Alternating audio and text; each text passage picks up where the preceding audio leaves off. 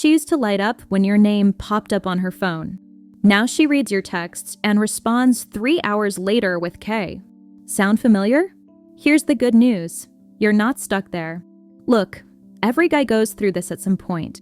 You start off being the guy she can't wait to see, and somehow you end up being the guy she assumes will always be there. It's like going from being her favorite song to being background music. But here's what most guys don't realize. This shift isn't permanent, and it's definitely not irreversible. I've seen this exact situation play out dozens of times, and here's what I've learned. The moment someone starts taking you for granted, there's actually a psychological switch that happens. They stop seeing you as someone they need to impress and start seeing you as someone who's just there. But that same switch can flip right back. The crazy part is, most guys handle this completely wrong. They think the solution is to do more, give more, be more available. But that's actually what got you here in the first place. What actually works is way simpler and way more effective than you think. Today, we're breaking down the 5 psychological triggers that make her stop taking you for granted and start appreciating what she almost lost. These aren't manipulative games or toxic tactics. This is about reclaiming your value and reminding someone why they were attracted to you in the first place. And honestly, even if she doesn't come around, you'll end up in a much better place anyway. Number 1. The vanishing act. Remember when you were hard to get because you actually had stuff going on? Yeah, me neither, but apparently that was a thing. The moment someone starts taking you for granted, your first instinct is to become even more available. It's like your brain goes, oh no, they're losing interest, better become more needy. Genius strategy there, really. Here's what actually happens in the human brain when something becomes too available. It literally stops registering as valuable.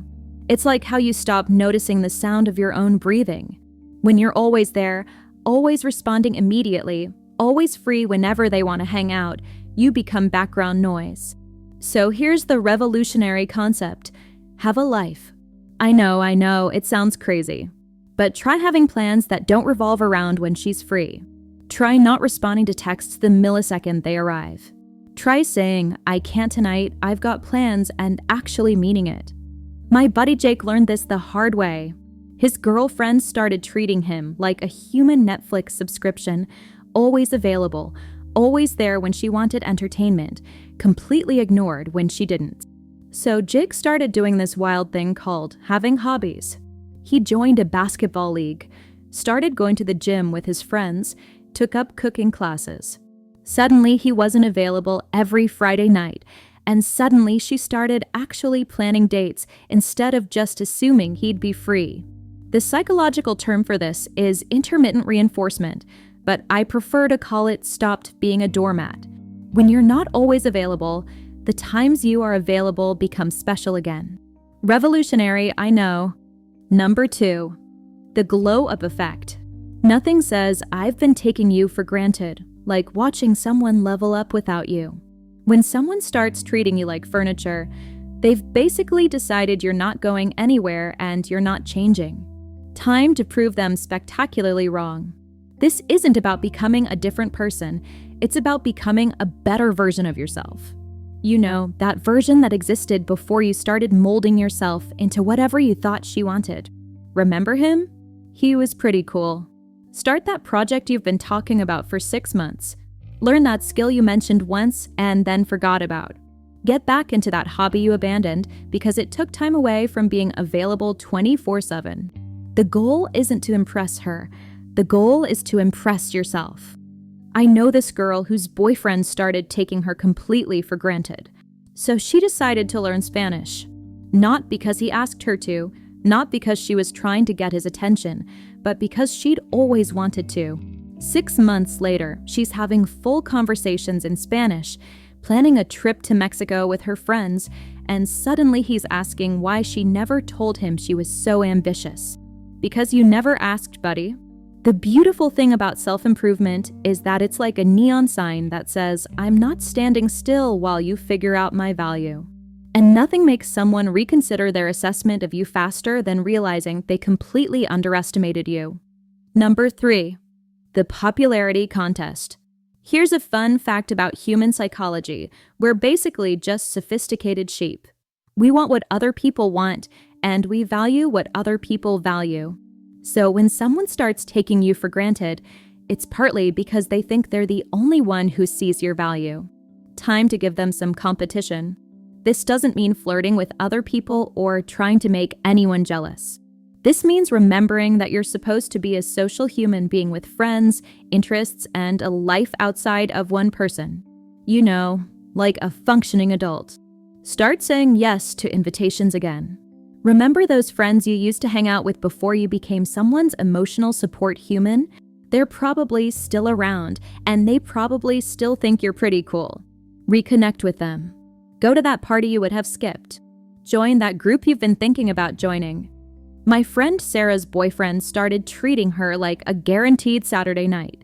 So she started having other Saturday nights.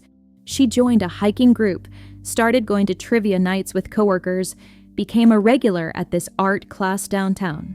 Suddenly her Instagram looked like she was having the time of her life, and suddenly he was asking why she was so busy and could they please spend more time together.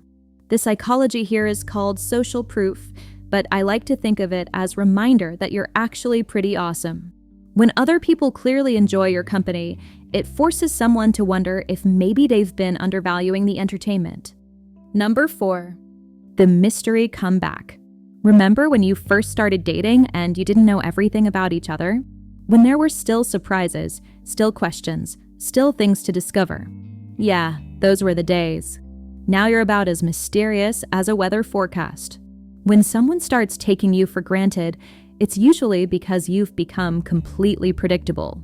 They know exactly what you're going to say, what you're going to do, how you're going to react. You've become a rerun of a show they've already seen too many times. Time to add some new episodes to your series.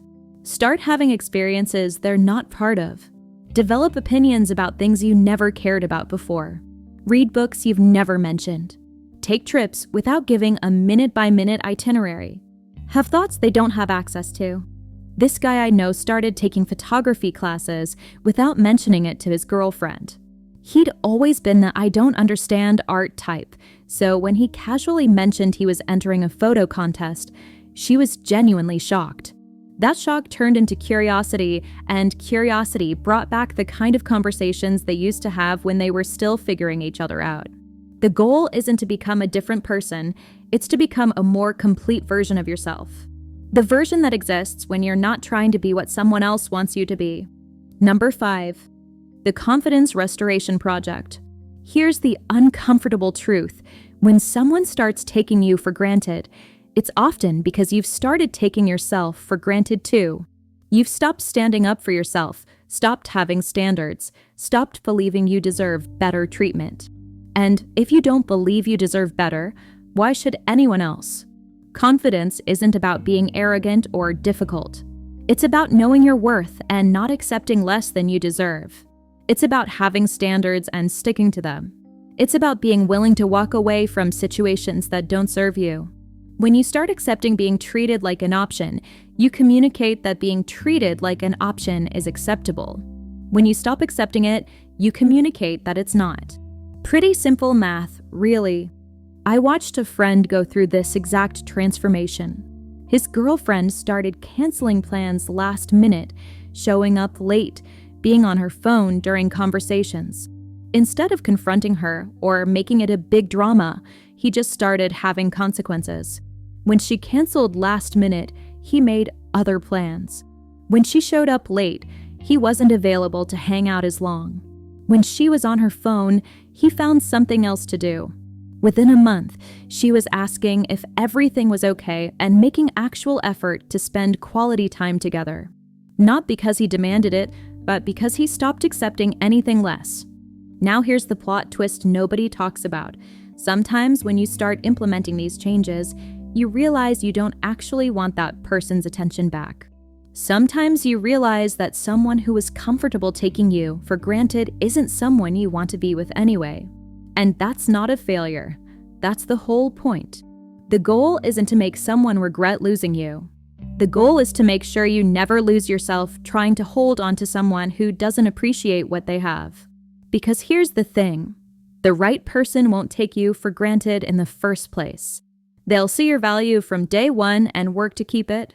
But if you're dealing with someone who needs a wake-up call to remember why they liked you in the first place, these strategies will either fix the dynamic or help you realize it wasn't worth fixing.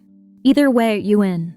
And honestly, the best revenge against being taken for granted isn't making someone regret it. It's becoming the kind of person who doesn't get taken for granted in the first place. Someone with their own life, their own goals, their own standards. Someone who adds value to relationships without disappearing into them. So there you have it. 5 ways to go from human doormat back to actual human being. Try not to be too amazed when people start treating you like you matter again. It's not magic, it's just self-respect. If you liked this video, don't forget to subscribe